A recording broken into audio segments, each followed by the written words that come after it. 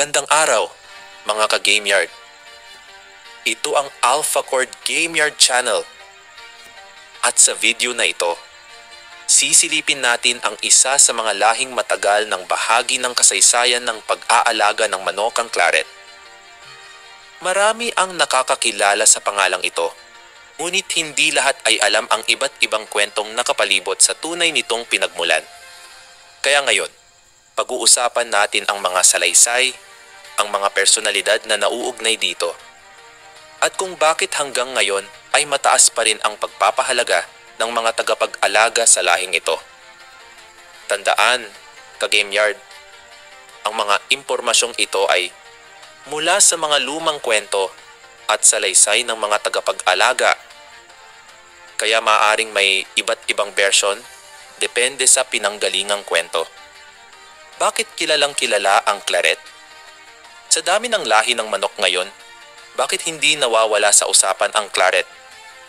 Maraming ka-Game Yard ang nagsasabi na ang Claret ay kilala sa matatag na tindig, mahinahong kilos, magandang balanse ng galaw, at malinaw na pag-unawa sa paligid. Hindi ito manok na padalos-dalos. Kadalasang inilalarawan ito bilang kalma, maingat, at may tamang tiyempo. Dahil dito, naging mahalagang parte ito ng maraming programa ng pagpaparami sa iba't ibang panahon. Sino ang mga unang taong nauugnay sa pagbuo ng Claret? Ito ang bahagi ng kasaysayan kung saan iba't iba ang bersyon ng kwento. Walang iisang dokumentong nagsasabing, ito ang tanging gumawa ng Claret. Sa halip, may ilang pangalan na madalas lumabas sa mga salaysay. Judge Ernest Brown. Maraming lumang kwento ang nag-uugnay sa kanya bilang isa sa mga nagpasimula ng unang lahing tinawag na Claret. Pamilyang Oxendine.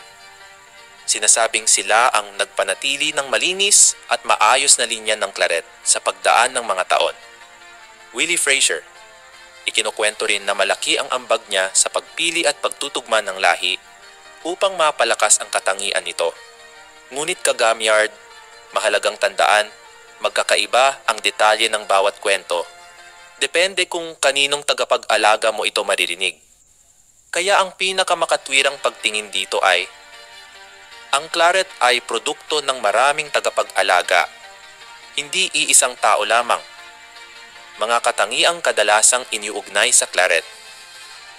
Ayon sa mga lumang kwento at karanasan ng mga nag-alaga, ang Claret ay kilala sa katamtamang taas, matatag na balangkas ng katawan, mapulang balahibo, malakas na pakpak, mahinahong kilos, at malinaw na pag-iisip.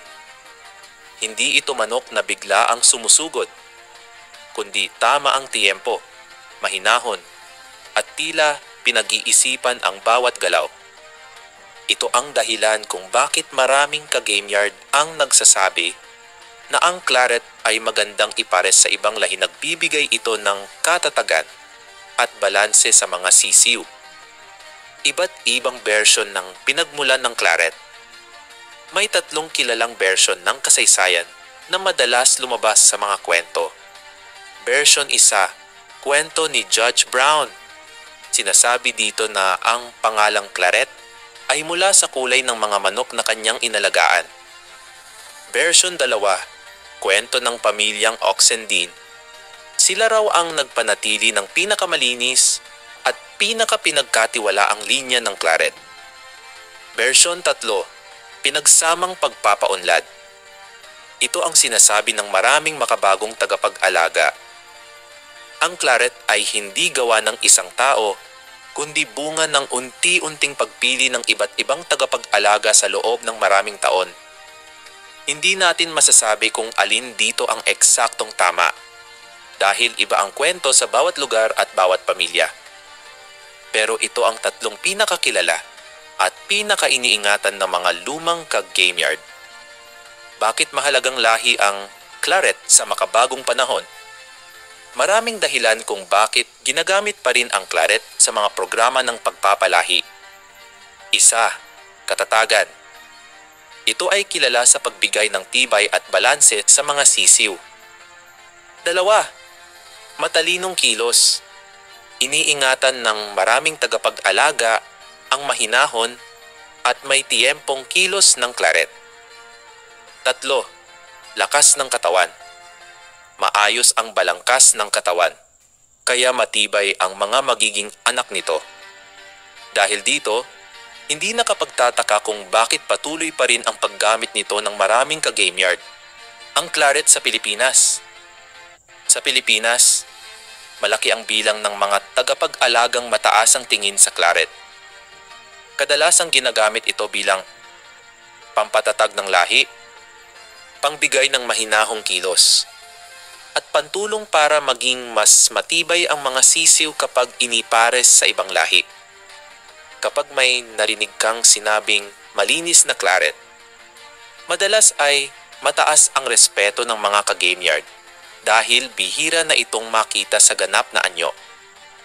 Sa kabuuan, ang kasaysayan ng claret ay hindi simpleng kwento ng isang tao. Ito ay kwento ng maraming tagapag-alaga, maraming bersyon, at mahabang panahon ng pagpili at pag-aalaga. Ang tunay na halaga ng claret ay hindi lamang nasa kulay o anyo, kundi sa pamana ng maingat at masusing pagpaparami na pinagyaman ng mga sinaunang ka-game yard. Ito ang AlphaCord Game Yard Channel. At kung gusto mo pa ng ganitong mga kwento, kasaysayan, at kaalaman, iniimbitahan kitang mag-subscribe at sumama sa atin sa mga susunod pang pag-aaral.